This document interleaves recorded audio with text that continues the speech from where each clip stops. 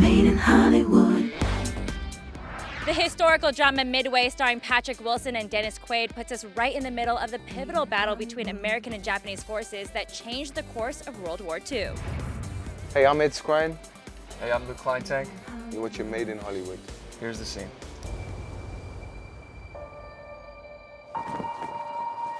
There's this kid. He didn't think he could cut it. I figured it was just the usual jitters. I take him under my wing. So I just got back from Pearl Harbor. I went down in the dungeon. Did you? I'm assuming you didn't actually get to film down. What is the dungeon? The dungeon is where they were doing all of the encrypting, like decrypting, of the messages. Yeah, we're hypos. Where you were working? Your character? Yes, Yeah. you didn't get to go down over there, did you? You mean when we shot? Yeah. We shot out. Actually, there's a little walk and talk, as we call it, me and a Woody, that we shot in front of the building. So we did not shoot. Our interiors were not shot there, but we did shoot at that building. He was fine to be scared.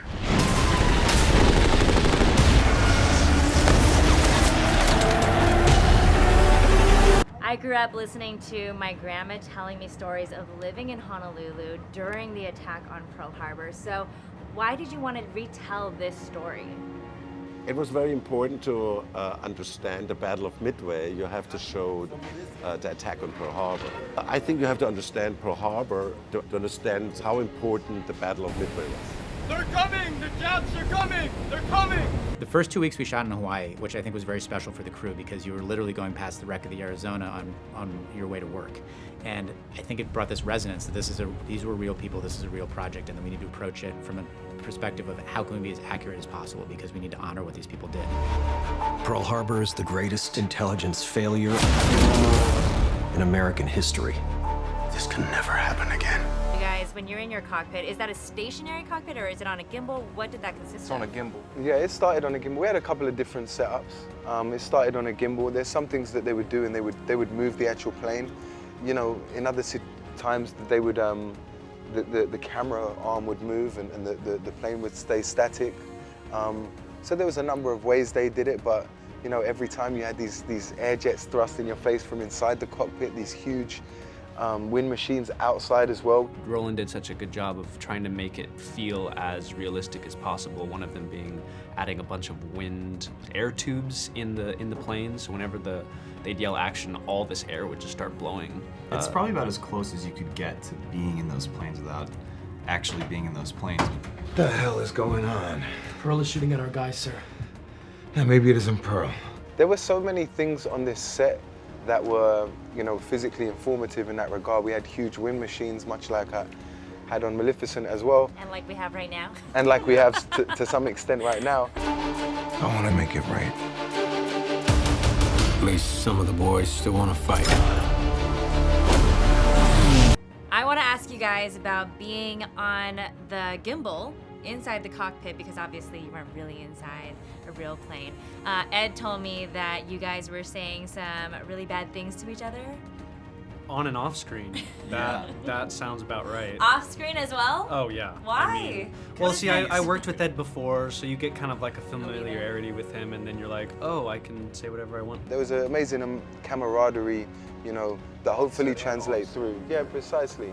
You know, so we were cracking a lot of joke, but in truth, it was a very serious kind of shoot. You know, it was fun in the sense that this is a dream role. The Japanese are planning something bigger. So what's the target? We believe it's Midway. Washington disagrees. Washington is wrong. Roland Emmerich is this sort of doctor of spectacle, and he didn't disappoint, for sure. If we lose, then Japanese own the West Coast. Seattle, San Francisco, Los Angeles. Will burn. You are able to remake this film, but with the visual effects and technology that weren't available in 1976. Did you rewatch that original movie before you started this? Well, I saw it as a kid, and that was, I remember it had like scents around. But we like kind of don't really do a remake. We just told our own story. I'd seen it in high school. I was familiar with it. It's a bit of a different thing than from what we've created, but there was more blue screen in that one. Yeah, definitely the technology. Because they totally had that back then. It did, yeah. Ours might be a little bit louder. The challenge was, we know this story's been told before. What is the fresh perspective that's going to make it interesting and relatable to a modern audience? I mean, I already knew a lot about World War II. Just, I grew up soaking it in. My generation, my dad was in World War II, and so I knew a lot about it.